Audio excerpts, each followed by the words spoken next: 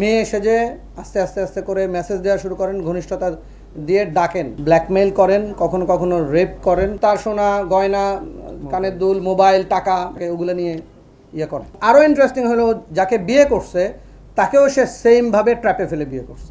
সব ভিকটিম হলো মিরপুর অঞ্চলের। আসামি প্রথমে যে কোনো একজনকে ভিকটিম, একজন লেডিকে ব্ল্যাকমেইল করে তার মোবাইল নিয়েছেন, তারপরে তার সোশ্যাল মিডিয়ার যত অ্যাকাউন্ট আছে ওইখানে সে অ্যাক্টিভ হয়ে তার ফ্রেন্ডদের মেয়ে সেজে আস্তে আস্তে আস্তে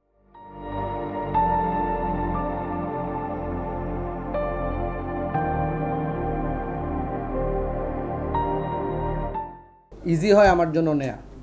তো যখন মেয়েটা রওনা করার পরে বলে যে আমি একটু অসুস্থ, আমি আসতে পারতেছি না, আমার ফুফাতো ভাইরে পাঠাচ্ছি বা চাচাতো ভাইরে পাঠাচ্ছি। পাঠানোর পরে ওইখান থেকে সে যতগুলো ভিকটিম আমরা পাইছি এগুলো সে ইউজ করছে হলো মেট্রো স্টেশন অথবা সচিবালয়ের যে মেট্রো স্টেশনের নিচটা, ওই জায়গায় আসে, এসে কখনো ডিরেকশন দেয়, কখনো নিজেই সিএনজিতে উঠে ফুফাতো ভাই বা চাচাতো ভাই হিসেবে উঠে নিয়ে যায় হলো যাত্রাবাড়ির দুনিয়া কলেজের এখানে। আমরা 2টা স্পট পাইছি, 2টা বাসায়। তারপর মেয়েদের নিয়ে গিয়ে ওইখানে ব্ল্যাকমেইল করেন, কখনো কখনো রেপ করেন, কখনো কখনো পর্নোগ্রাফির কাজ করেন, মোবাইল কেড়ে নেয়। এবং এই মোবাইল কাটার ফলে মোবাইল বিক্রি করার আগে তার সোশ্যাল মিডিয়ার অ্যাকাউন্টের যতগুলো আছে অ্যাকাউন্ট সে নিজের করে নেয়। তারপরে আবার ওইখান থেকে আরেক মেয়ের সাথে শুরু করে।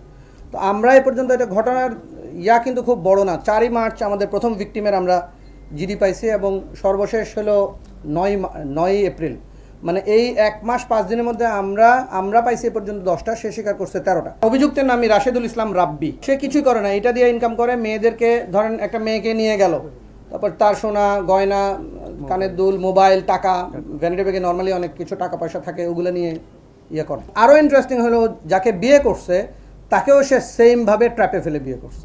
এখানে একটা ইন্টারেস্টিং, আমরা তো মোবাইলে যখন দেখি যোগাযোগ কার সাথে হয়েছে, যখনই যোগাযোগ করতে যাই তখন যার সাথে যোগাযোগ হয় সেই বলে আমি ভিকটিম, বুঝতেছেন? মানে আমার মোবাইলটা চুরি হইলো, মোবাইলটা চুরি হওয়ার পরে মানে আমরা যে প্রেস ব্রিফিং রেডি করছি এটা পরে আপনি ঘটনার বুঝবেন না, এই জন্য আমি আসলে আলাদা করে বর্ণনা করতেছি।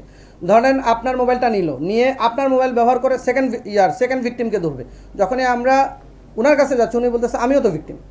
মানে আমরা যতগুলো মোবাইল পর্যন্ত পাইছি, যতগুলো মোবাইলের নেটওয়ার্ক পাইছি সবগুলো ভিকটিমের।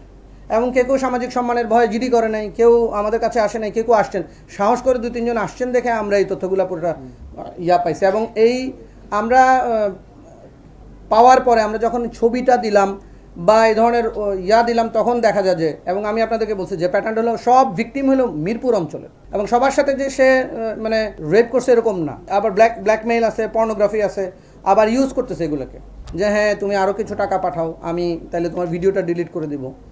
আমরা মোবাইলে কিছু ভিডিও পাইছি তার, এবং সে টেকনোলজিক্যালি খুব সাউন্ড। 10 জন ভিকটিম পাইছি, ও বলতেছে এই কত দিনে 13টা করছে, ওইটুক কথা স্বীকার করছে। এবং সবাই হয়তো ধর্ষণের কথা স্বীকার করতেছেন না, সামাজিক সমান তো আছে সবারই। সবগুলা মেয়ের বয়সই দেখা যাবে, ভিকটিমের বয়সই দেখা যাবে হয়তো 18 থেকে 20।